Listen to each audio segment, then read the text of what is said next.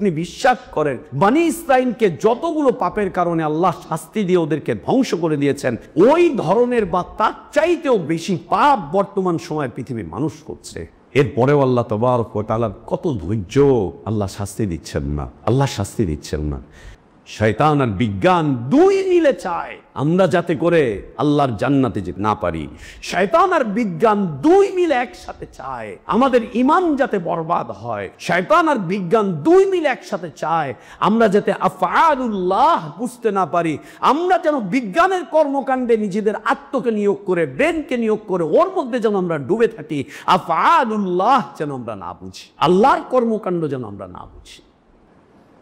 إن الحمد لله نحمده ونستعينه ونستغفره ونؤمن به ونتوكل عليه ونعوذ بالله من شرور أنفسنا ومن سيئات أعمالنا من يهده الله فلا مضل له ومن يضلل فلا هادي له وأشهد أن لا إله إلا الله وحده لا شريك له وأشهد أن محمدًا عبده ورسوله أرسله بالحق بشيرًا ونذيرًا وداعيًا إلى الله بإذنه وسراجًا منيرًا. أما بعد فإن أحسن الحديث كتاب الله وخير الهدي هدي محمد صلى الله عليه وسلم وشر الأمور محدثاتها وكل محدثة بدعة وكل بدعة ضلالة وكل ضلالة في النار. يا أيها الذين آمنوا اتقوا الله حق تقاته ولا تموتن إلا وأنتم مسلمون. يا أيها الناس اتقوا ربكم الذي خلقكم من نفس واحدة وخلق منها زوجها وبث منهما رجالا كثيرا ونساء واتقوا الله الذي تساءلون به والأرحام إن الله كان عليكم رقيبا. يا أيها الذين آمنوا اتقوا الله وقولوا قولا سديدا يصلح لكم أعمالكم ويغفر لكم ذنوبكم ومن يطع الله ورسوله فقد فاز فوزا عظيما.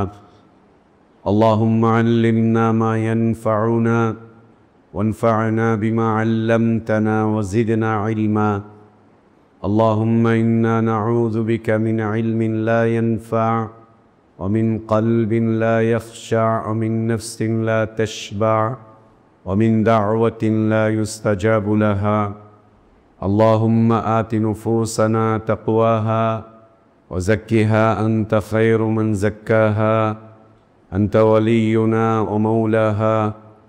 يا حي يا قيوم برحمتك نستغيث أصلح لنا شأننا كله ولا تكلنا إلى أنفسنا طرفة عين. سبحانك لا علم لنا إلا ما علمتنا إنك أنت العليم الحكيم. সমস্ত প্রশংসা, যাবতীয় গুণগান একমাত্র কেবলমাত্র শুধুমাত্র আল্লাহ রব্বুল আলামিন, আহকামুল হাকিমিন, আরহামুর রাহিমিন, ইলাহুল আলামিনের জন্য, যিনি আমাদেরকে মুসলিম করে সৃষ্টি করেছেন, যিনি আমাদের জন্য উত্তম হালাল রিজকের ব্যবস্থা করেছেন, যিনি আমাদেরকে বিশুদ্ধ হিদায়াতের পথে আহ্বান জানিয়েছেন, যিনি আমাদেরকে মৃত্যু দিবেন, যিনি আমাদেরকে পুনরায় কিয়ামতের দিন তার সামনে হিসাবের মুখোমুখি করবেন এবং বিশুদ্ধ ঈমান, বিশুদ্ধ আমলের ভিত্তিতে যিনি আমাদেরকে নাজাত আর জাযা দান করবেন, সে আল্লাহরই প্রশংসা, যিনি আমাদেরকে জুমার সালাত আদায়ের জন্য পৃথিবীর শ্রেষ্ঠতম পবিত্রতম স্থান মসজিদে আসার তৌফিক দান করেছেন। আলহামদুলিল্লাহ। সালাতু সালাম আমাদের প্রিয় নবী মুহাম্মদুর রাসূলুল্লাহ সাল্লাল্লাহু আলাইহি ওয়া আলিহি ওয়াসাল্লামের প্রতি। আল্লাহ সুবহানাহু ওয়া তাআলা যাকে কল্যাণের আধার করে বিশ্ব মানবতার জন্য মুক্তির দূত করে পাঠিয়েছিলেন, যার আদর্শের বাস্তবায়ন করা আমাদের উপর ফরজ করে দেওয়া হয়েছে, যার আদর্শের বাস্তবায়নই প্রকৃত হিদায়াত, কল্যাণ, নাজাত আর সফলতার একমাত্র পথ। আল্লাহুম্মা সাল্লি আলা মুহাম্মদ ওয়া আলা আলি মুহাম্মদ কামা সাল্লাইতা আলা ইব্রাহিম ওয়া আলা আলি ইব্রাহিম ইন্নাকা হামিদুম মাজিদ। আল্লাহুম্মা বারিক আলা মুহাম্মদ وعلى آل محمد كما باركت على إبراهيم وعلى آل إبراهيم إنك حميد مجيد। الحمد لله, আল্লাহ তাবারক ওয়া তাআলার বিশেষ দয়ায়, তার বিশেষ অনুগ্রহে, তার বিশেষ করুণায় আমরা আল্লাহর পক্ষ থেকে আসা সর্বশ্রেষ্ঠ, সর্বশেষ, তার পছন্দনীয় দিনটুকু জানতে, বুঝতে, মানতে চেষ্টা করছি। আল্লাহর কাছে আমাদের দোয়া, আল্লাহ আমাদের এ দিনই জীবনটুকু কবুল করে নেন। আমাদের ভুলগুলো আল্লাহ সংশোধন করে দেন। আমাদের গুনাহগুলো, অন্যায়গুলো, অপরাধগুলোকে আল্লাহ মাফ করে দেন। আল্লাহ আমাদেরকে ঈমান আর ইসলামের প্রকৃত সৌন্দর্যের উপর বেঁচে থাকার তৌফিক দান করেন। ঈমান আর ইসলামের পূর্ণতার উপরেই আল্লাহ আমাদেরকে মৃত্যু দান করেন, আমিন। সম্মানিত উপস্থিতি, প্রিয় মুসলিম ভাইরা, গত মাসের শেষ খুতবা যেটি আপনাদের সামনে উপস্থাপন করেছিলাম, খুতবার বিষয়বস্তু ছিল মিফতাহুর রিজক, জীবন জীবিকার অথবা রিজকের চাবিকাঠি। সেদিন যে কটা মিফতাহ রয়েছে, চাবিকাঠি রয়েছে রিজকের,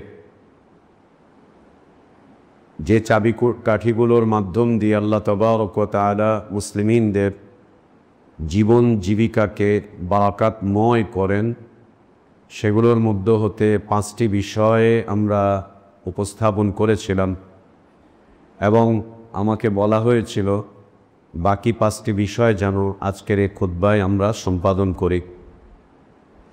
ইচ্ছে এমনটাই ছিল, কিন্তু আজ একটু আগে যে বিষয়টি সারা দেশে ঘটল, এ বিষয়ে খুতবা প্রদান করা অতীব জরুরি মনে পড়ছে। আল্লাহ যেন আমাদেরকে আল্লাহর প্রত্যেকটা আফআল যথাযথভাবে বোঝার তৌফিক দান করেন। সম্মানিত উপস্থিতি, আফআলুল্লাহ, আল্লাহর কর্মকাণ্ড, এ বিষয়বস্তুগুলো আমরা অনেকেই বুঝি না, বুঝলেও মানতে চাই না, মানলেও একে আমরা আমাদের দৈনন্দিন জীবনের সাথে একে মিশাতে চাই না। অথচ আফআলুল্লাহ এমন এক বিষয় যা আল্লাহর প্রত্যেকটা মাখলুককে হতবাক করে দেয়, যার হিসাব নিকাশ মেলানো আল্লাহর কোনো মাখলুকের দ্বারা সম্ভব না। কেউ হিসাব মিলাতে পারবে না। আল্লাহর আফআল যেগুলো রয়েছে, ফেয়েলের বহুবচন হচ্ছে আফআল। আফআল মানে হচ্ছে কর্মকাণ্ড। আল্লাহ তাবারক ওয়া তাআলার আফআলগুলো সম্পর্কে হিসাব নিকাশ মেলানো পৃথিবীর কোনো মাখলুকাতের সাধ্যের মধ্যে নেই, কেউ মেলাতে পারবে না। এবং আল্লাহ নিজেই বলছেন, লা ইউসআলু আম্মা ইয়াফআলু ওয়া হুম ইউসআলুন। আল্লাহর কর্মকাণ্ড সম্পর্কে কেউ আল্লাহকে জিজ্ঞেস করতে পারবে না, বরং আল্লাহ প্রত্যেক ব্যক্তিকে তার কর্মকাণ্ড সম্পর্কে জিজ্ঞেস করবেন। আমাদের জিজ্ঞেস করার মতো আল্লাহকে কোনো ক্ষমতা নেই, কোনো যোগ্যতা নেই, কোনো অর্জন নেই আমাদের। আমরা কেউ আল্লাহকে বলতে পারবো না, এ আল্লাহ, সূর্য কেন পূর্ব দিক থেকে ওঠে, কেন সূর্য পশ্চিমে অস্ত যায়, কেন ঠান্ডা আসে, পৃথিবী কেন শীতল হয়ে যায়। পৃথিবী কেন উত্তপ্ত হয়? আয় আল্লাহ, এরকম দুর্যোগ কেন আসে? কেন দাও? তুমি যেগুলোকে সৃষ্টি করেছ সেগুলোকে তুমি কেন ধ্বংস করো? যেগুলোকে এত নিখুঁত আর নিপুণভাবে তুমি পরিচালনা করছো সেগুলোকে তুমি কেন ঝাঁকি দাও? কেন দাও? আল্লাহ, তোমার এই সুন্দর নিপুণ নিখুঁত সৃষ্টিকে কেন তুমি শেষ করে দিবে? কেন তুমি ধ্বংস করবে? আল্লাহ, কেন তুমি জাহান্নাম সৃষ্টি করেছ? কেন তুমি শয়তানকে সৃষ্টি করলে? কেন তুমি আশরাফুল মখলুকাতের পিছনে শয়তানকে এভাবে করে শক্তি সামর্থ্য দিলে? কেন দিলে? এই যে শত শত হাজার হাজার কেন, এটা আল্লাহকে বলা কোনো মাখলুকের জন্য, কোনো মানুষের জন্য এটা বই না। এই যোগ্যতাই নেই, এই যোগ্যতাই নেই। আল্লাহ এই ক্ষমতাই দেননি, এই যোগ্যতা দিয়ে আল্লাহ সৃষ্টি করেননি যে আল্লাহকে আমরা জিজ্ঞেস করব। এরপরেও আল্লাহর কত দয়া, বান্দা যেটা আল্লাহকে জিজ্ঞেস করবে আল্লাহ সেগুলোর জবাব আগেই দিয়ে রেখেছেন। আল্লাহ সেগুলোর জবাব আগেই দিয়ে রেখেছেন। আল্লাহ কেন মৃত্যু সৃষ্টি করেছেন? কেন হায়াত সৃষ্টি করেছেন? কেন জান্নাত সৃষ্টি করেছেন? কেন জাহান্নাম সৃষ্টি করেছেন? আল্লাহ কেন ইবলিসকে সৃষ্টি করেছেন? ইবলিসকে কেন আমাদের পিছনে আল্লাহ সামর্থ্যবান করেছেন, শক্তিশালী করেছেন? আল্লাহ কেন আমাদের মাঝে অপরাধ প্রবণতা জাগ্রত রেখেছেন? অপরাধ প্রবণতা কেন আল্লাহ আমাদেরকে দিয়েছেন? আল্লাহ সুবহানাহু ওয়া তাআলা আমাদের মাঝে কেন হিসাবকে এত প্রবল করেছেন? আল্লাহ কেন এগুলো করেছেন? কেন এগুলো করেছেন? অসংখ্য কেন উত্তর বান্দা আল্লাহকে জিজ্ঞেস করার আগে আল্লাহ দিয়ে রেখেছেন। এরপরেও ইনসানের হালাত হচ্ছে, আল্লাহ বলছেন ইন্নাল ইনসান লাযালুমুন কাফফার। ইনসান বড় জালেম, ইনসান বড় অস্বীকারী কাফের, বড় জালেম ইনসান, বড় কাফের হচ্ছে ইনসান, অনেক বড় কাফের, অনেক বড় জালেম ইনসান। আল্লাহ সব বলে দেওয়ার পরেও ও বলছে এটা এইভাবে না হলে ওইভাবে হলে ভালো হতো না, ওইভাবে হলে ভালো হতো না, এইটা এইভাবে না করে ওইভাবে করলে ভালো হতো না। ফাইন্না লিল্লাহি ওয়া ইন্না ইলাইহি রাজিউন। আল্লাহ বলছেন লা ইউসআলু আম্মা ইয়াফআল ওয়া হুম ইউসআলুন। আল্লাহর আফআল সম্পর্কে আল্লাহকে জিজ্ঞেস করা যায় না, আল্লাহকে জিজ্ঞেস করা যায় না, বরং আল্লাহই তোমাদের সবাইকে, তাদের সবাইকে আল্লাহ জিজ্ঞেস করবেন কেন এটা করেছো, কেন এটা করেছো, কেন এটা করেছো, কেন এটা করেছো। দুনিয়ার এই ৬০-৭০ বছরের রঙিন জীবনে আমাদের এই দিমাগে আল্লাহর প্রশ্ন আসে না যে আল্লাহ আমাদেরকে প্রশ্ন করবেন। খালি চোখটা বন্ধ করার সময় হতে দেন, বন্ধ করার আগেই চোখটা বন্ধ করার সময় হতে দেন, তখনই বুঝবেন যে আল্লাহর প্রশ্নগুলো কি কঠিন, কি কঠিন। আল্লাহ নবী সাল্লাল্লাহু আলাইহি ওয়াসাল্লাম একবার বলছেন যে আল্লাহ হিসাব নিকাশ সহজ করবেন, আর একবার বলছেন আল্লাহ হিসাব নিকাশ খুব কঠিন করবেন। আল্লাহ নিজেও কোরআনে বলেছেন হিসাব নিকাশ হবে সহজ, আবার বলছেন হিসাব নিকাশ হবে খুব কঠিন। মা আয়েশা রাদিয়াল্লাহু আনহা বলছেন ইয়া রাসূলুল্লাহ, আল্লাহই না বলেছেন হিসাব নিকাশ সহজ হবে, আবার কঠিনও তার কথা কেন? নবী সাল্লাল্লাহু আলাইহি ওয়াসাল্লাম বলছেন যে আয়েশা, হিসাব নিকাশ সহজ হবে, কিন্তু আল্লাহ যদি কাউকে শুধু এই কথাটুকু বলেন কেন করেছো, কেন করেছো, আল্লাহ যদি শুধু কেন শব্দটা তার কোনো বান্দাকে বলেন, ওর ধ্বংস হওয়া ছাড়া আর কোনো উপায় থাকবে না, ওর ধ্বংস হওয়া ছাড়া আর কোনো উপায় থাকবে না। আল্লাহ আমাদের হিসাব নিকাশকে সহজ করে দেন। আল্লাহ আমাদেরকে তার দিনটুকু সুন্দরভাবে বোঝার তৌফিক দান করেন। আল্লাহ আমাদেরকে তার দিনের দিকে সুন্দরভাবে ফিরে আসার তৌফিক দান করেন। আল্লাহুম্মা রুদ্দানা ইলা দীনিকা রদ্দান জামিলা আল্লাহুম্মা রুদ্দানা ইলা দীনিকা রাদ্দান জামিলা, আল্লাহুম্মা রুদ্দানা ইলা দীনিকা রাদ্দান জামিলা। সম্মানিত মুসল্লিবৃন্দ, আল্লাহকে প্রশ্ন করা যায় না কেন ভূমিকম্প হলো, কি জবাব? কেন ভূমিকম্প হলো, কি জবাব? চলেন কম্পিউটার নিয়ে বসেন, বিজ্ঞানীদেরকে জিজ্ঞেস করেন, বলবে মাটির নিচে প্লেট নড়ে গিয়েছে। ওয়েল্ডিং করে দাও, আর নড়বে না কোনোদিন। পাইলিং করো, ওয়েল্ডিং করো। পৃথিবীর সব বিজ্ঞানীকে একসাথে বসিয়ে ভূমিকম্পের উৎপত্তির স্থলগুলোকে ঢালাই করে যত শক্তি আছে সব বিনিয়োগ করে উৎপত্তিগুলোকে বন্ধ করে দাও। এত না পারো, এত না পারো, বন্ধ করো, বন্ধ করো। প্লেট নড়ে যাচ্ছে, আল্লাহ বলেননি প্লেট নড়ে যাচ্ছে, আল্লাহ নবীও বলেননি যে প্লেট নড়ে যায়, আল্লাহ বলেননি, তার নবীও বলেননি যে প্লেট নড়ে গিয়েছে। ওইখান থেকে ওইটার সাথে ওইটার সংঘর্ষ হয়েছে, ওই চুম্বকের সাথে এই চুম্বকের একটা আকর্ষণ লেগেছে, মাধ্যাকর্ষণ শক্তির এই প্রভাবগুলো এসে এই কাজগুলো করেছে, বিধায় ভূমিকম্প হয়েছে।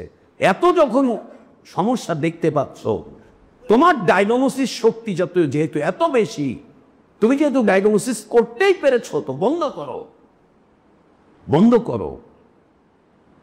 পারবে না, পারবে না। তাহলে কি এই ডায়াগনোসিস ভুল? এই ডায়াগনোসিস ভুল।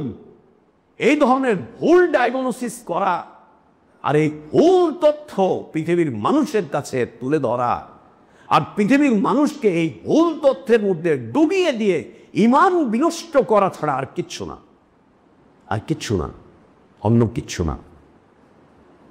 আল্লাহ নবী সাল্লাল্লাহু আলাইহি ওয়াসাল্লাম আল্লাহর কাছে আশ্রয় চাইতেন, আয় আল্লাহ তুমি আমাকে জিলজাল থেকে বাঁচাও,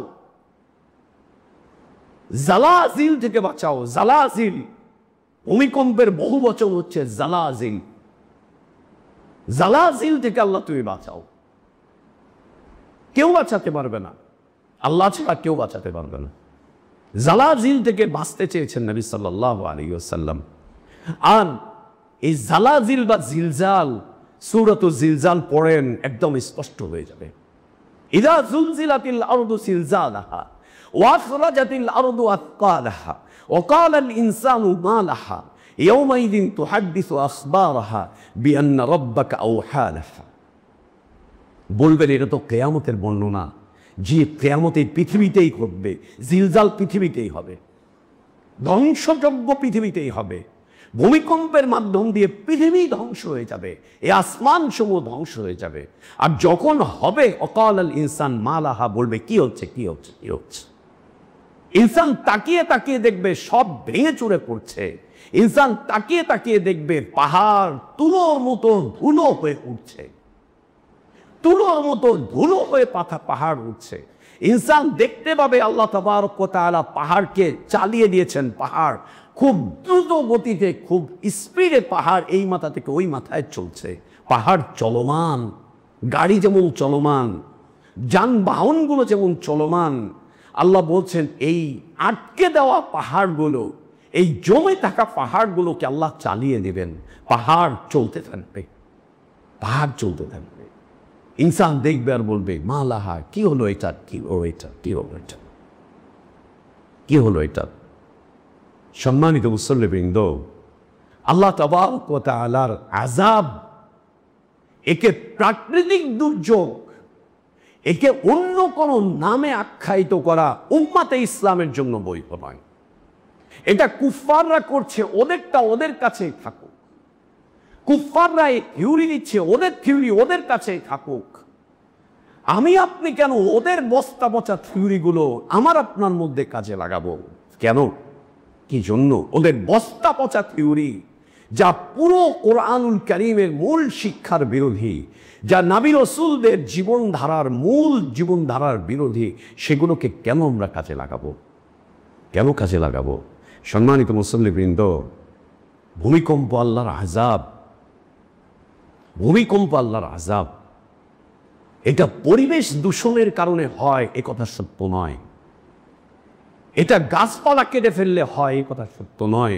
এটা মাটির নিচে এই স্তর ওই স্তর, এইটার সাথে ওইটার সংঘর্ষ, তারপরে এটা হয়, এই কথা সত্য নয়। এ কথা সত্য নয়, বিলকুল সত্য নয়। আল্লাহ সুবহানাহু ওয়া তাআলা পৃথিবীর মানুষদের মাঝে বা পৃথিবীতে যখন আযাব দেন, তখন পৃথিবীর মানুষ তিনটা হালাতের যে কোনো একটা হালাতের মধ্যে থাকে। মানুষ তিনটা হালাতের যে কোনো একটা হালাতের মধ্যে থাকে। তিনটা হালাত কি আল্লাহ বলছেন, আফামিনা আহলুল কুরা আইয়াতিয়াহুম বাসুনা বায়াতান ওয়া হুম নাইমুন। আফামিনা আহলুল কুরা, জনপদবাসীরা কি আল্লাহর থেকে নিরাপত্তার কোনো গ্যারান্টি নিয়ে চলে এসেছে যে আল্লাহ ওদেরকে আর কোনোদিন আযাব দিবেন না, কোনোদিন শাস্তি দিবেন না?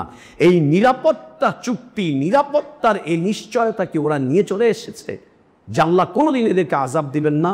খাও দাও, চলো ফিরো, এই করো সেই করো, হ্যান করো ত্যান করো, যা মনে চায় তাই করো, আল্লাহ তোমাদেরকে আযাব দিবেন না, এই মর্মে কোনো নিশ্চয়তা কি আল্লাহ পৃথিবীর মানুষকে দিয়েছেন? দেননি। যেহেতু আল্লাহ নিশ্চিত দেননি, আল্লাহ তাবারক ওয়া তাআলা নিশ্চিত করেননি যে না তোমাদেরকে আযাব দিব না। আযাব আসবে, আযাব আসার একটা ধাপ হচ্ছে অহুম নাইমুন, অহুম নাইমুন, ওরা ঘুমিয়ে থাকবে, ওরা ঘুমিয়ে থাকবে। দেখেন আজকে যখন ভূমিকম্প হলো, দেশের অধিকাংশ মানুষ ঘুমন্ত। জুমার দিন, অলস সময়, অফিস নেই, এটা নেই সেটা নেই, সারা রাত গত রাতে জেগেছে ছেলেমেয়েরা, এই করেছে সেই করেছে। আজকে এই সময় অনেকে ফজরের সালাতও পড়েনি, অনেকে সালাত কাজা করেছে, এই করেছে, ঘুমিয়ে পড়ে আজকে ঘুমন্ত অবস্থায় বিল্ডিং ঝাঁকুনি, ঘুমন্ত অবস্থায় খাট ঝাঁকুনি, ঘুমন্ত অবস্থায় এই অবস্থা চলছে, ঘুমন্ত অবস্থায়। অহুম নাইমুন, ঘুমিয়ে থাকবে। এর মধ্যে আল্লাহর আযাব চলে আসবে, ও আল্লাহর আযাব থেকে বের হওয়ার মতো কোনো রাস্তা খুঁজে পাবে না। কিসের সেফ এক্সিট? কোথাকার সেফ এক্সিট? আল্লাহ আযাব দিচ্ছেন, আপনি কিভাবে সেফ এক্সিট নেবেন? কিভাবে নেবেন? আল্লাহ আযাব দিচ্ছেন, কিভাবে সেফ এক্সিট নেবেন? আর আল্লাহর আযাবের কথা আল্লাহ নিজেই বলেছেন, আল্লাহ যখন আযাব দেন, আযাব আসতে সময় কতটুকু লাগে জানেন? আযাব আসতে সময় লাগে হচ্ছে চোখের পলক ফেলতে যতটুকু, অথবা পলক ফেলার চাইতেও কম সময়। কালাম হিল বাসারি আও হুয়া আকরাব, চোখ দিয়ে তাকিয়ে আছেন, চোখের পাতাটা ফেলবেন, এতটুকু সময়ের মধ্যে আল্লাহ ধ্বংসযজ্ঞ চালিয়ে দিবেন। অথবা এতটুকুও সময় পাবেন না, চোখের পাতাটাও ফেলার সময় পাবেন না, তার মধ্যে ধ্বংস হয়ে যাবে, তার মধ্যে ধ্বংস হয়ে যাবে। মুহূর্ত মুহূর্ত, কোথাকার সেফ এক্সিট, কোথাকার দ্বিতীয় রাস্তা কেউ খুঁজে পাবে না। আল্লাহ বলছে অহুম নাইমুন। এর বাস্তবায়ন কি হয়েছে? পৃথিবীতে অনেক হয়েছে। বনি ইসরাইলেই কতবার যে এর বাস্তবায়ন করেছেন আল্লাহ তাবারক ওয়া তাআলা। ঘুমিয়ে আছে, সকালবেলায় উঠে দেখে সব বাদর, ঘুমিয়ে আছে সকালে উঠে দেখে পুরো রক্ত, ঘুমিয়ে আছে সকালে উঠে দেখে পুরো সব ব্যাং, ঘুমিয়ে আছে দেখে এইটা নষ্ট ওইটা নষ্ট, ঘুমিয়ে আছে। এই ঘুমন্ত অবস্থায় ঘুমন্ত জাতিকে আল্লাহ তাবারক ওয়া তাআলা উপর দিকে উঠিয়েছেন, দুই পাশ থেকে পাহাড় দিয়ে চাপ দিয়েছেন, উল্টো মুখ করেছেন, ছেড়ে দিয়েছেন, নিচের দিকে একদম দাবিয়ে দিয়েছেন, ধসিয়ে দিয়েছেন। ঘুমন্ত জাতিকে আল্লাহ তাবারক ওয়া তাআলা আকাশ থেকে পাথরের বৃষ্টি বর্ষণ করিয়েছেন। প্রত্যেকটা পাথরের মধ্যে ব্যক্তির নাম ছিল, এটা অমুকের পাথর, তার মাথায় লেগেছে, অমুক নামের পাথর তার মাথায় লেগেছে। এইভাবে করে ঘুমন্ত অবস্থায় আল্লাহ মেরে মেরে মেরে মেরে শেষ করে দিচ্ছেন ঘুমন্ত জাতিকে। আল্লাহ ঘুমন্ত জাতিকে আল্লাহ পৃথিবীর ইতিহাস থেকে একদম বের করে দিয়েছে। ঘুমন্ত অবস্থায় ঘুমিয়ে থাকবে মানুষ, বুঝতেও পারবে না যে আল্লাহর আযাব কখন এসেছে। ও হতবাক হয়ে যাবে, বুঝতেও পারবে না, ওর মধ্যেই শেষ হয়ে যাবে। আল্লাহ আমাদেরকে হেফাজত করেন। দ্বিতীয় হালাত আল্লাহ বলছেন, আওয়ামিনা আহলুল কুরা আইয়াতিয়াহুম বাসুনা বায়াতান ওয়া হুম নাইমুন। আওয়ামিনা আহলুল কুরা আইয়াতিয়াহুম বাসুনা দুহান ওয়া হুম ইয়ালআবুন। জনপদবাসী ওরা কি আল্লাহ থেকে নিরাপত্তা নিশ্চিতভাবে গ্রহণ করে নিয়েছে? আল্লাহ কি তাদেরকে এই নিশ্চয়তা দিয়েছেন যে আল্লাহ ওদেরকে আযাব দিবেন না? কখন আযাব আসবে, ওরা কখন আযাবে পতিত হবে। আল্লাহ বলছেন ওরা খেল তামাশা নিয়ে ব্যস্ত থাকবে। কেউ স্টেডিয়ামে টিকিট কাটবে, কেউ স্টেডিয়ামে ঢুকে গিয়েছে, কেউ স্টেডিয়ামে গ্যালারিতে বসে আছে, কেউ বাড়িটাকে খেলার মাঠ বানিয়েছে, কেউ রাস্তাকে খেলার মাঠ বানিয়েছে, কেউ পার্কে খেলার মাঠ বানিয়েছে। সবাই খেলতামাশা খেলছে, দুলছে, খেলছে, বুলছে। এই খেলাধুলার মধ্যে আল্লাহ তাবারক ওয়া তাআলা হঠাৎ করে দিয়ে দেবেন আযাব। ও খেলছে দুলছে, ও বুঝতেই পারবে না। আর খেলাধুলা মানুষ কখনো দৌড়াতে দৌড়াতে করে, কখনো তার ব্রেন ওখানে একদম ওখানেই নিবদ্ধ থাকে, ওর ব্রেন ওটার মধ্যেই থাকে। ও অন্যকে হারাবার চেষ্টা করছে, অন্যকে ও ডব দেওয়ার চেষ্টা করছে, অন্যকে কিছু করার চেষ্টা করছে। এরই মধ্যে আল্লাহর আযাব এসে ওকে পাকড়াও করে নিয়ে যাবে, পাকড়াও করে নিয়ে যাবে। এরই মধ্যে আল্লাহর আযাব এসে ওকে পাকড়াও করে নিয়ে যাবে, ওকে পাকড়াও করে নিয়ে যাবে। খেলবে, দুলবে, ঘুরবে, আড্ডা মারবে, হাসি তামাশা করবে, রং রস করবে, কৌতুক করবে। এই অবস্থাতে আল্লাহ তাবারক ওয়া তাআলা, এই অবস্থাতে আল্লাহ তাবারক ওয়া তাআলা আযাব দিয়ে তাদেরকে পাকড়াও করে ফেলবেন, আযাব দিয়ে পাকড়াও করবেন। তৃতীয় হালাত আল্লাহর আযাবে পাকড়াও হওয়ার, মানুষ কর্মব্যস্ত থাকবে। কে বাজারে বাজার করছে, কোন রাখাল গরুর দুধ দহন করছে, কোন কৃষক মাঠে লাঙল চালাচ্ছে, কোন অফিসার তার অফিসের কাজগুলো করছে, কোন বাইক চালক তার বাইক চালাচ্ছে, কোন নৌ চালক তার নৌ চালাচ্ছে, কোন এরোপ্লেন চালক তার এরোপ্লেন চালাচ্ছে। মানুষ কর্মব্যস্ত থাকবে। এই কর্মব্যস্ত থাকা অবস্থাতে আল্লাহ তাবারক ওয়া তাআলা আযাব দিয়ে দিবেন। আল্লাহ যখন আযাব দেন তখন তার কর্মব্যস্ততা তাকে বাঁচাতে পারবে না, কোনোভাবেই তাকে বাঁচাতে পারবে না। এই তিন অবস্থাতে আল্লাহ তাবারক ওয়া তাআলা আযাবের কথা বলে আল্লাহ বলছেন ওরা কি নিরাপত্তা লাভ করে ফেলেছে, নিরাপত্তা লাভ করে ফেলেছে যে আল্লাহ ওদেরকে শাস্তি দিবেন না, ওদেরকে পাকড়াও করবেন না, ওদেরকে পাকড়াও করবেন না। আর এই তিন অবস্থাতেই আল্লাহ নবী সাল্লাল্লাহু আলাইহি সাল্লামের সুন্দর সুন্দর সব নিদর্শন। কি? ঘুমাতে যাওয়ার আগে আপনি তওবা করে ঘুমাতে যান, ঘুমাতে যাওয়ার আগে আল্লাহর সাহায্য চেয়ে ঘুমাতে যান। বিছানায় যাওয়ার আগে আপনি এই এই কাজগুলো তারপরে বিছানায় যান, এই এই আমলগুলো করে যান। আল্লাহ নবী সাল্লাল্লাহু আলাইহি সাল্লামের বিভিন্ন ধরনের নিশ্চয়তা, বিভিন্ন ধরনের সুসংবাদ, এই এই আমল করে কেউ যদি ঘুমেতে যায় আর ঘুমের মধ্যে যদি তার রূহ আল্লাহ নিয়ে যান, তো আল্লাহ তাকে জান্নাতে প্রবেশ করাবেন। ও জান্নাতে চলে যাবে, ও জান্নাতে চলে যাবে, ও জান্নাতে চলে যাবে। ঘুমাতে যাওয়ার আগে যদি এই কাজ করে যায়, ও জান্নাতে যাবে। আল্লাহ নবীর শেখানো এই জান্নাতে যাওয়ার ঘুমন্ত অবস্থায় যত যাই কিছু আসুক, আযাব আসুক আর গজব আসুক, একজন মুমিন যখন ঘুমতে যাওয়ার সময় নবী সাল্লাল্লাহু আলাইহি ওয়াসাল্লামের প্রদর্শিত কাজ করে ঘুমাতে যায়, আর ওর মধ্যে যদি ঘুমাতে চলে যায় আর এর মধ্যে যদি আযাব চলে আসে, ওকে জান্নাত থেকে কেউ ঠেকাতে পারবে না। আল্লাহ তাকে জান্নাত দান করবেন। কেন? এই নিরাপত্তা নিশ্চিত করেছেন রাসূলুল্লাহ সাল্লাল্লাহু আলাইহি ওয়াসাল্লাম। তিনি আমাদের থেকে শয়তান এবং বিজ্ঞান দুই মিলে এক হয়ে আমাদের জীবন থেকে আমাদের রাসূলের আদর্শগুলোকে উঠিয়ে নিয়েছে। এখন আর আমরা ঘুমাতে যাওয়ার সময় আল্লাহর রাসূলের দেখানো এই পদ্ধতিতে ঘুমাতে যাই না। ঘুমাতে যাওয়ার সময় কারো হাতে রিমোট, তো কারো হাতে মোবাইল, কেউ ফেসবুকে স্ট্যাটাস দিচ্ছি, তো কেউ এই করছি, কেউ ওই করছি, কেউ উলঙ্গপনা দেখছি, কেউ বেহায়াপনা দেখছি।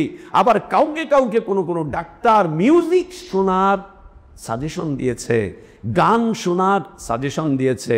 ঘুম ভালো হচ্ছে না, গোসল করবেন, ঘরটা নীরব করবেন, হালকা মিউজিক দিবেন, পছন্দনীয় গানগুলোকে শুনবেন, শুনতে শুনতে আপনি ঘুমিয়ে যাবেন। ইন্না লিল্লাহি ওয়া ইন্না ইলাইহি রাজিউন। ইন্না লিল্লাহ। আল্লাহ নবী সাল্লাল্লাহু আলাইহি ওয়াসাল্লামকে মা আয়েশা রাদিয়াল্লাহু আনহা জিজ্ঞেস করছেন, আনুহলাকু ওয়া ফিনা সালিহুন ইয়া রাসূলুল্লাহ। লম্বা এক হাদিসের একটা অংশ। ইয়া রাসূলুল্লাহ, আল্লাহ আযাব দিবেন, আমাদেরকে ধ্বংস করে দিবেন, আমরা ধ্বংস হয়ে যাব, অথচ আমাদের মাঝে কত ভালো ভালো মানুষ আছে, কত ভালো মানুষ আছে। আল্লাহ নবী সাল্লাল্লাহু আলাইহি ওয়াসাল্লাম বলছেন যে হ্যাঁ আয়েশা, অনেক ভালো মানুষ থাকবে জনপদে, এমত অবস্থায় কিছু কিছু কারণে আল্লাহ তাবারক ওয়া তাআলা আযাব দিবেন, ওই আযাবে ভালো মানুষগুলোও পতিত হবে, ভালো মানুষগুলো ওই আযাবে পড়ে তারাও দুনিয়া থেকে চলে যাবে। সে তাহলে হালাত কি হবে? নবী সাল্লাল্লাহু আলাইহি ওয়া আলিহি ওয়াসাল্লাম বলছেন, আল্লাহ তাবারক ওয়া তাআলা কিয়ামতের দিন প্রত্যেককে তার ঈমান অনুযায়ী উঠাবেন। তার ঈমান যে আল্লাহ তাবারক ওয়া তাআলা উঠাবেন ঈমান অনুযায়ী। অতএব একটা ভেঙে পড়া সমাজে বসবাস করছি, ভেঙে পড়া এক সমাজে বসবাস করছি, উশৃঙ্খল এক সমাজে বসবাস করছি, আল্লাহ দ্রোহী এক সমাজে আমরা বসবাস করছি, আল্লাহর অবাধ্য মানুষগুলোর সাথে একসাথে বসবাস করছি। আমরা যেন আমাদের ঈমানটুকু মজবুত রাখি, কোনো কারণে আল্লাহর আযাব চলে আসলেও আমরা যাতে করে কিয়ামতের দিন আল্লাহর সামনে আমাদের ঈমান নিয়ে উঠতে পারি, আমরা যেন আমাদের ঈমান নিয়ে উঠতে পারি। কোনো কারণে আযাব আসলেও আমরা যেন রাসূলুল্লাহ সাল্লাল্লাহু আলাইহি ওয়াসাল্লামের সাথে কিয়ামতের দিন উঠতে পারি। ঈমানটুকু ঠিক রাখি, ঈমানটুকু সুন্দর রাখি, ঈমানটুকু নবায়ন করি, ঈমানটুকুকে আমরা জাগ্রত রাখি, ঈমানের দাবিগুলোকে আমরা বাস্তবায়ন করতে থাকি। এই সমাজে আযাব আসা একদম স্বাভাবিক বিষয়বস্তু। মাঝে মাঝে হতবাক হয়ে যাই, এত অপরাধের পরেও আল্লাহ তাবারক ওয়া তাআলা এত নিরাপত্তা আমাদেরকে কেন দিচ্ছেন? এত অপকর্ম, এত পাপ। আপনি বিশ্বাস করেন বনী ইসরাঈলকে যতগুলো পাপের কারণে আল্লাহ শাস্তি দিয়ে ওদেরকে ধ্বংস করে দিয়েছেন, ওই ধরনের বা তার চাইতেও বেশি পাপ বর্তমান সময়ে পৃথিবীর মানুষ করছে। এরপরেও আল্লাহ তাবারক ওয়া তাআলার কত ধৈর্য, আল্লাহ শাস্তি দিচ্ছেন না, আল্লাহ শাস্তি দিচ্ছেন না। আল্লাহ তাবারক ওয়া তাআলা অতীতের অনেক জাতিকে একসাথে শেষ করে দিয়েছেন। এই পৃথিবীর এই মানুষগুলোকে আল্লাহ তাবারক ওয়া তাআলা এখন একযোগে একসাথে শেষ করছেন না। রাসূলুল্লাহ সাল্লাল্লাহু আলাইহি ওয়াসাল্লাম আল্লাহকে বলেছিলেন, আয় আল্লাহ, আপনি কোনো একটা আযাব দিয়ে আমার উম্মতকে একবারে শেষ করে দিয়েন না। তাই ওই কোনায় আযাব আসে আমরা বেঁচে যাই, ওই কোনায় আযাব আসে আমরা বেঁচে যাই, ওই কোনায় আল্লাহ পাকড়াও করেন আমরা বেঁচে যাই, সেই কোনায় আল্লাহ পাকড়াও করেন, বিভিন্নভাবে আমরা বেঁচে যাই। এটা আমাদের নবীর দোয়া আমাদের জন্য, আমাদের নবীর দোয়া আমাদের জন্য, রাহমাতুল লিল আলামিনের দোয়া আমাদের জন্য।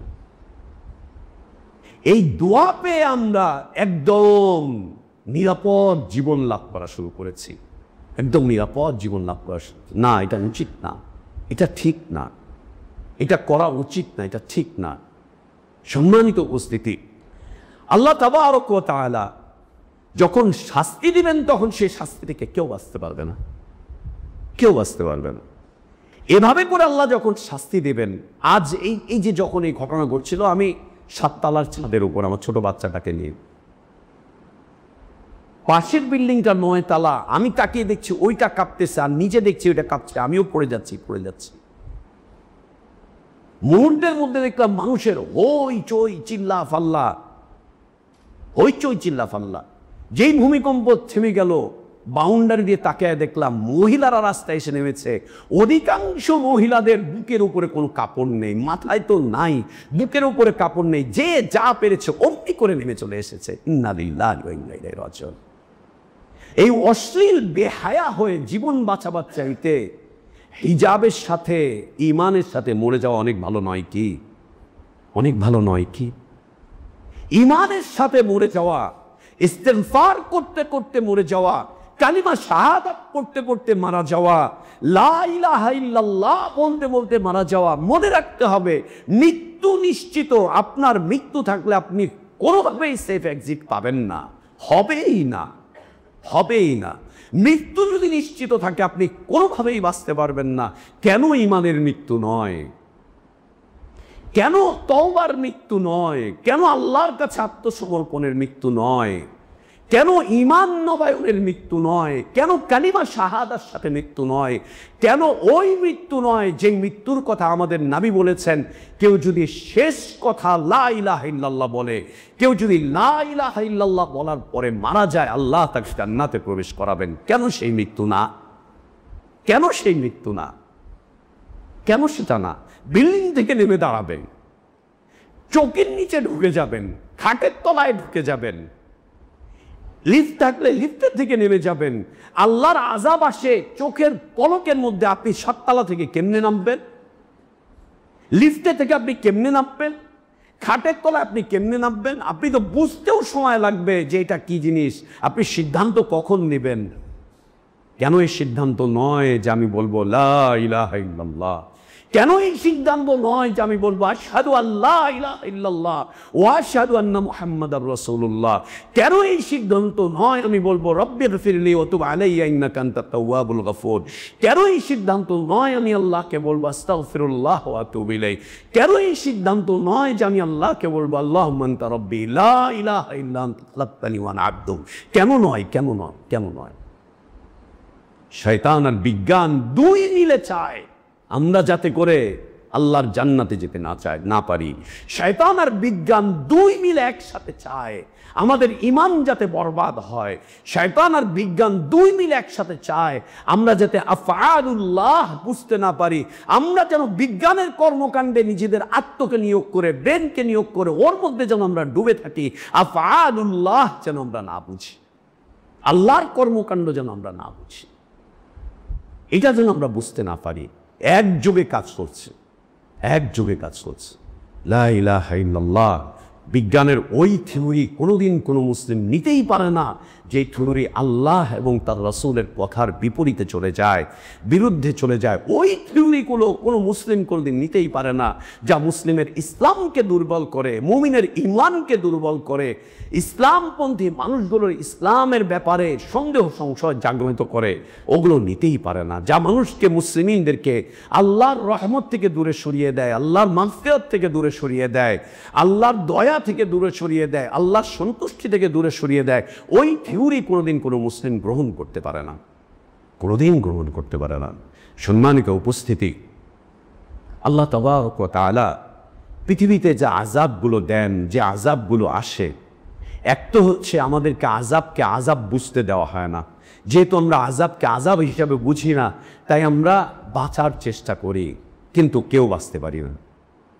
বাঁচার চেষ্টা করি কিন্তু কেউ বাঁচতে পারি না।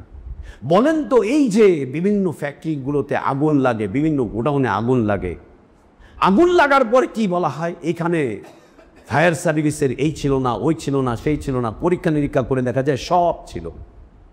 কিভাবে আগুন নিবায়, কিভাবে এই করে, কিভাবে সে করে, সব ছিল। এরপরেও কেন বাঁচতে পারে না? বন্যা নিয়ন্ত্রণের বাঁধ তৈরি করার পরেও কেন বন্যা আসে? এইটা করার পরেও কেন ওইটা হয়? ওইটা করার পরেও কেন ওইটা হয়? আল্লাহ যখন আযাব দেন তখন কেউ বাঁচতে পারবে না। হয় খেলতামাশায় মত্ত থাকবে, অথবা কর্মকাণ্ডে মত্ত থাকবে, অথবা ঘুমন্ত অবস্থায় থাকবে। যেটাই করি না কেন, সম্মানিত উপস্থিতি, একটা হচ্ছে ঘুমন্ত অবস্থা, দ্বিতীয়ত আল্লাহ তাবারক ওয়া তাআলা আমাদেরকে দুনিয়াতে কিছু কাজ করতে আদেশ করেছেন জীবন জীবিকার জন্য। এই কাজগুলো আমরা করব, সে কাজগুলো কেন আল্লাহ রসুলের পদ্ধতিতে নয়? কেন বাজার, হাট, ঘাট, রাস্তা, বাসা, বাড়ি, কেন আমাদের যানবাহন সবগুলো অবস্থায় যে কোনো মুহূর্তে মৃত্যু চলে আসতে পারে, কেন আমরা প্রস্তুত নই? কেন প্রস্তুত নই? কেন নই? কেন আমরা প্রস্তুত নই? আর যে কাজগুলো আল্লাহ পছন্দ করেন না, খেল তামাশা, এগুলোর মধ্যে আমরা কেন মুক্ত হয়ে যাচ্ছি? কেন? আল্লাহ আমাদেরকে হেফাজত করেন। সম্মানিত মুসল্লিবৃন্দ, যে কয়টা কারণে আল্লাহ তাবারক ওয়া তাআলা আযাব দেন, তার মধ্যে হতে প্রথম 1 নম্বর কারণ শিরক বেড়ে যাওয়া। শিরক বেড়ে যাওয়া, শিরক বেড়ে যাওয়া। আমরা সবাই চিন্তিত, নির্বাচন কি হবে, কে ক্ষমতায় আসবে, দুর্নীতির কি হবে, ওর শাস্তি কি হবে, তার শাস্তি কি হবে, এই ট্রাইব্যুনালের এই রায় কি হবে, ওই ট্রাইব্যুনালের ওই রায় কি হবে, এই হবে সেই হবে। শয়তান আমাদেরকে এই সমস্ত চিন্তার মধ্যে ডুবিয়ে দিয়ে শিরকের আখড়াগুলোকে কিভাবে জাগ্রত করছে, কিভাবে চাঙ্গা করছে টের পাচ্ছেন? টের পাচ্ছেন কিভাবে জাগ্রত করছে আর কিভাবে চাঙ্গা করছে? টের পেয়েছেন? রাষ্ট্র পরিচালনার নামে, জনগণের ম্যান্ডেটের নামে, জনগণের এইটার নামে, জনগণের ওইটার নামে, এই দেশ পরিচালনার নামে, দেশের উন্নয়নের নামে মুসলিমরা মূর্তি পূজক হয়ে যাচ্ছে, মূর্তি পূজার ধারক হচ্ছে, মূর্তি পূজার বাহক হচ্ছে, মূর্তি পূজার পাহারাদার হচ্ছে, মূর্তি পূজার উদ্বোধনকারী হচ্ছে, সব কিছু হচ্ছে। শয়তান কিভাবে করছে দেখছেন? কিভাবে করছে দেখছেন? শিরকের বিস্তার যত বাড়বে, আল্লাহর আযাব তত বেশি ঘনীভূত হবে। শিরকের বিস্তার যত বাড়বে, আল্লাহর আযাব তত বেশি ঘনীভূত হবে, তত বেশি ঘনীভূত হবে। আযাব আসার দ্বিতীয় কারণ আল্লাহর দ্বীনকে পরিত্যাগ করা, মুরতাদ হয়ে যাওয়া, মুরতাদ হয়ে যাওয়া, আল্লাহর দ্বীনকে পরিত্যাগ করা, মুরতাদ হয়ে যাওয়া। আপনাদের জানা আছে কিনা বাংলাদেশে প্রতিদিন কয়জন মানুষ ইসলাম কবুল করে বলতে পারবেন? হয়তো হাতে গোনা কয়েকজন মাত্র। এবং দুঃখের বিষয়, আমাদের দেশে অমুসলিমদেরকে ইসলামের দিকে দাওয়াত দেওয়ার কোনো মিশন নেই, কোনো আলেম ওলামা দ্বারা পরিচালিত কোনো মিশন নেই, কোনো মসজিদের ইমাম খতিবরা অমুসলিমদেরকে ইসলামের দিকে দাওয়াত দেয়ও না, এই কাজ পরিচালনা করার, এই কাজ বলেও না। এটার উপরে কোনো কাজ আমাদের নেই। এদেশে কেউ অমুসলিমদেরকে ইসলামের দাওয়াত দেয় না, বরং অমুসলিমরা মুসলিমদেরকে ওদের ধর্মের দিকে নিয়ে যাচ্ছে, ওদের কৃষ্টি কালচারের দিকে নিয়ে যাচ্ছে, নিয়ে যে অনুপ্রাণিত করছে, নিয়ে যাচ্ছে, ডুবিয়ে নিচ্ছে। ইসলামের দাওয়াত আমাদের দেশে বন্ধ, অমুসলিম ইসলামের দাওয়াত বন্ধ, ও সালাফিরা ইসলামের দাওয়াত বন্ধ, ও আহলে হাদিসরা ইসলামের দাওয়াত বন্ধ। কান খুলে শুনে নেন, ও সহিহ আকীদার লোকেরা, ইসলামের দাওয়াত বন্ধ। তোমার নবী যেই দাওয়াত নিয়ে এসেছিলেন সেই দাওয়াত বন্ধ। আনন্দের জীবন যাপন করছে, সুখী জীবন যাপন করছে, ইসলামের দাওয়াত বন্ধ। এ দেশে ইসলামের দাওয়াত বন্ধ। বলতে পারবেন কে কয়টা মুসলিমকে ইসলামের দাওয়াত দিয়েছেন? দেখান। কে কয়টা মুসলিমকে ইসলামের দাওয়াত দিয়েছেন? দেখান। ওরা আকর্ষণ করে নিয়ে যাচ্ছে আমাদেরকে কৃষ্টি কালচারের নামে, দিবসের নামে, এই নামে সেই নামে। বলতে পারেন কে কয়জন মুসলিমকে দাওয়াত দিয়েছেন? কি দাওয়াত দিব মুসলিমকে? আমার মধ্যেই তো ইসলাম নেই, আমিই তো ইসলাম চর্চা করি না, আমার বাড়িতেই তো ইসলাম নেই, আমার ঘরেই তো ইসলাম নেই, আমার শিক্ষা প্রতিষ্ঠানেই তো ইসলাম নেই, আমার ইবাদতের জায়গাগুলোতেই তো ইসলাম নেই, আমার বডিতেই তো ইসলাম নেই, আমার ব্যবসা বাণিজ্য কোথাও তো ইসলাম নেই, কোথাও তো ইসলাম নেই। একদিকে যেমন ইসলামের দাওয়াত বন্ধ, কেউ এ নিয়ে মাথা নাড়ে না, কেউ এ নিয়ে কাজ করে না। অন্যদিকে হতবাক হয়ে যাবেন, এদেশে প্রতিদিন শত শত মুসলিম মুরতাদ হচ্ছে, মুরতাদ, শত শত মুসলিম মুরতাদ হচ্ছে, এদেশের মুরতাদ হয়ে যাচ্ছে, ইসলাম থেকে বের হয়ে যাচ্ছে, অন্য ধর্ম গ্রহণ করছে, ইসলামের বিরুদ্ধে কথা বলছে, মুসলিম হয়ে ইসলামের বিরুদ্ধে কথা বলছে, মুসলিম হয়ে রসুলকে গালি দিচ্ছে, মুসলিম হয়ে রসুলের সুন্নার বিরুদ্ধে কথা বলছে, মুসলিম হয়ে নানানভাবে ইসলাম থেকে বের হয়ে চলে যাচ্ছে। প্রতিদিন শত শত হাজার হাজার মানুষ বের হয়ে যাচ্ছে। গত মাসখানেক আগে জামালপুর থেকে আমাদের এক মসজিদের ইমাম আর খতিব এসছেন, এসে বসে আমার অফিসে বসে কাঁদছেন। কি ব্যাপার? বলছে ভাইয়া আমাদের করার কি আছে, কি বিষয়টা কি? বলছে আমার মসজিদের 7টা পরিবার একসাথে খ্রিস্টান হয়ে গিয়েছে, আমি ধরে রাখতে পারিনি। 7টা পরিবার, 5জন না, 7টা পরিবার একসাথে খ্রিস্টান হয়ে গিয়েছে, ধরে রাখতে পারিনি। আমাদের কি কাজ আছে? কি কাজ আছে? এই মিশনারিগুলোর বিরুদ্ধে আমাদের কি কাজ আছে? ইসলামের দাওয়াতের ব্যাপারে আমাদের কি কাজ আছে? কোনো কাজ নেই, কিচ্ছু নেই, কোনো কাজ নেই, কিছুই নেই। 2-4টা ভাঙ্গা চূড়া, হাঁটু ভাঙ্গা, কোমর ভাঙ্গা দাওয়াতি কাজ করছে কারা?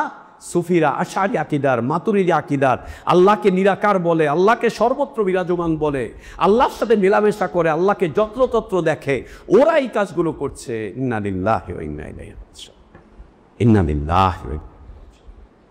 শুনে হতবাক হবেন, জয়পুরহাট, পাঁচবিবি, হিলি, কুড়িগ্রাম, রংপুরের বিশাল বিস্তীর্ণ এক এলাকা, গাইবান্ধা, রৌমারী, জামালপুরের একটা অংশ, এই এলাকাগুলোতে প্রতিদিন শত শত মানুষ ইসলাম থেকে বের হয়ে যাচ্ছে। এই তালিকায় মসজিদের ইমাম আছে, মসজিদের খতিব পর্যন্ত আছে এই তালিকাগুলোতে। এই যে মুরতাদ হয়ে যাওয়া, এই মুরতাদ হয়ে যাওয়ার ফলশ্রুতিতে আল্লাহর আযাব নেমে আসে, আল্লাহর আযাব নেমে আসে, আল্লাহর আযাব নেমে আসে। যত বেশি পরিমাণ মানুষ মুরতাদ হবে, আল্লাহর আযাব করিয়ে হবে। এখনো জাগ্রত হই, ইসলাম চর্চা করি, দ্বীন চর্চা করি, অমুসলিমদেরকে ইসলামের দাওয়াত দেই, আর বকে যাওয়া মুসলিমদেরকে ইসলামের দিকে ফিরিয়ে আনার চেষ্টা করি। আমরা যদি না করি, কি জবাব দিব আল্লাহর কাছে? কি জবাব দিব আমরা আল্লাহর কাছে? আমরা যদি না করি আল্লাহর সামনে কি নিয়ে দাঁড়াবো? আমরা যদি এই দাওয়াতের কাজ না করি আল্লাহর কাছে আমাদের অবস্থানটা কি দাঁড়াবে? কি দাঁড়াবে? এই উম্মতের প্রত্যেক ব্যক্তির উপরে আল্লাহ তাবারক ওয়া তাআলা ইসলামের দাওয়াতকে ফরজ করে দিয়েছেন, প্রত্যেকের উপরে। যার জ্ঞান কম সে অল্প জ্ঞান দিয়ে, যতটুকু জ্ঞান আছে ওইটা দিয়েই ইসলামের দাওয়াত দেবে। এটা শুধু উলামাদের না, এটা শুধু মাশায়েখিনদের না, এটা শুধুমাত্র মসজিদের খতিব সাহেবদের না, এই উম্মতের সবার উপরে ফরজ দায়িত্ব আল্লাহর দ্বীনের দিকে মানুষকে আহ্বান করা, আল্লাহর দ্বীনের দিকে মানুষকে দাওয়াত দেওয়া সবার দায়িত্ব। এই জিম্মাদারি পালন না করে যদি দুনিয়া থেকে বিদায় নেই, আল্লাহর সামনে আমি আর আপনি কি নিয়ে দাঁড়াবো? কি নিয়ে দাঁড়াবো? দ্বিতীয় বড় কারণ অশ্লীলতা, বেহায়াপনা। আমরা দেখতেই পাচ্ছি রাস্তায় ঘাটে যা করছে, এরা কারা? আমারই মেয়ে, আপনারই ছেলে। ওদের ড্রেসের কি অবস্থা! শয়তানও লজ্জা পায়, শয়তানও মনে হয় চোখ বন্ধ করে রাখে। আমার মেয়ের ড্রেস দেখে শয়তানও হাসে, আমার আপনার ছেলে মেয়েদের কার্যকলাপ দেখে শয়তানও হাসে। শয়তানও মনে হয় এত বেহায়া না, শয়তানও মনে হয় এত অশ্লীল না, শয়তানও মনে হয় এত কিছু না যা করছে আমাদের এই সমাজের ছেলে মেয়েরা। কি অবস্থা রাস্তায়, কি অবস্থা পার্কে, কি অবস্থা শিক্ষাঙ্গনে, কি অবস্থা ক্যাম্পাসগুলোতে, কি অবস্থা আমাদের বাড়ি ঘরগুলোতে, কি অবস্থা, কি অবস্থা, কি অবস্থা! আল্লাহর আযাব ঘনীভূত হওয়ার কারণ, আল্লাহর আযাব ঘনীভূত হওয়ার কারণ।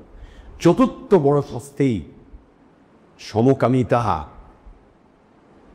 সমকামিতা যাকে রাষ্ট্রীয়ভাবে স্বীকৃতি দেওয়ার চেষ্টা চলছে, যার পক্ষে আইনজীবীরা লড়ছে, যার পক্ষে একের পর এক কাজ করা হচ্ছে, সমকামিতা। লূত আলাইহিস সালাতু ওয়াস সালামের কওমের কথা জানেন না? ইন্না লিল্লাহি ওয়া ইন্না ইলাইহি রাজিউন। পঞ্চম ভয়াবহ অবস্থা হচ্ছে সুদ। আমরা বলতেই পারবো না কোনোভাবে যে আমরা সুদ থেকে বেঁচে আছি, কোনোভাবেই বলতে পারবো না যে আমরা হারাম মাল থেকে, হারাম ভক্ষণ থেকে আমরা বেঁচে আছি। লা ইলাহা ইল্লাল্লাহ। এই পাঁচটি মৌলিক বড় বড় কারণ, এই কারণগুলোতে আল্লাহ তাবারক ওয়া তাআলা শাস্তি দেন, পৃথিবীতে আযাব পাঠান। আমরা যদি আমাদের অবস্থানকে পরিবর্তন না করি, একের পর এক আযাব আসতে থাকবে আর আমরা ধ্বংস হতে থাকব, বাঁচার কোনো রাস্তা থাকবে না। আল্লাহ আমাদেরকে আমাদের আমল আখলাক সংশোধন করার তৌফিক দান করেন। আলহামদুলিল্লাহি আলা ইহসানিহি ওয়াশ শুকরু লাহু আলা তৌফিকিহি ওয়া ইমতিনানিহি ওয়া আশহাদু আন লা ইলাহা ইল্লাল্লাহু ওয়াহদাহু লা শারীকা লাহু লাহুল মুলকু ওয়া লাহুল হামদু ইহয়ি ওয়া ইউমীতু ওয়া হুয়া আলা কুল্লি শাইইন কাদির তা'যীমান লিশানি ওয়া আশহাদু আন্না মুহাম্মাদান আবদুহু ওয়া রাসূলুহু ওয়া সাফিয়্যুহু ওয়া খালিলুহু আদ-দাঈ ইলা রিদওয়ানি সাল্লাল্লাহু আলাইহি ওয়া আলা আলিহি ওয়া আসহাবিহি وبارك وسلم تسليما كثيرا إلى يوم الدين ثم ما بعد। সম্মানিত মুসল্লিবৃন্দ, পৃথিবীতে যত আযাব আসবে, যত দুর্যোগ আসবে, আল্লাহর যত পাকড়াও আসবে, প্রত্যেকটা পাকড়াও, আযাব, দুর্যোগের ব্যাপারে আল্লাহ জানিয়ে দিয়েছেন বিমা কাসাবাত আইদিন নাস, মানুষের হাতের কামাই। আমি গুনাহ করি বলেই আল্লাহ আমাকে শাস্তি দিচ্ছেন, সমাজ গুনাহ করে বলেই আল্লাহ সমাজকে উল্টে দেন, রাষ্ট্র গুনাহ করে বলেই আল্লাহ তাবারক ওয়া তাআলা রাষ্ট্রের মধ্যে অস্থিতিশীলতা এনে দেন, বিমা কাসাবাত আইদিন নাস। আর দুনিয়াতে আল্লাহ তাবারক ওয়া তাআলা যে আযাবগুলো দিচ্ছেন, আখিরাতের আযাবের তুলনায় আল্লাহ বলছেন এগুলো একদম ছোট, একদম হালকা, একদম নগণ্য। দুনিয়ার এই জীবনে আল্লাহ ছোট ছোট হালকা হালকা নগণ্য আযাবগুলো দেওয়ার উদ্দেশ্য সম্পর্কে আল্লাহ বলছেন যাতে করে তারা তওবা করে আল্লাহর দিকে ফিরে যায়। আমরা যাতে তওবা করে ফিরে যেতে পারি, এজন্য আল্লাহ তাবারক ওয়া তাআলা মাঝে মাঝে আমাদের সামনে এরকম একটু একটু নিদর্শন এনে দেন, মাঝে মাঝে, যাতে করে আমরা আল্লাহর দিকে ফিরতে পারি। আল্লাহুম্মা রুদ্দানা ইলা দীনিকা রাদ্দান জামিলা। আল্লাহ, তুমি আমাদেরকে তোমার দ্বীনের দিকে পরিপূর্ণভাবে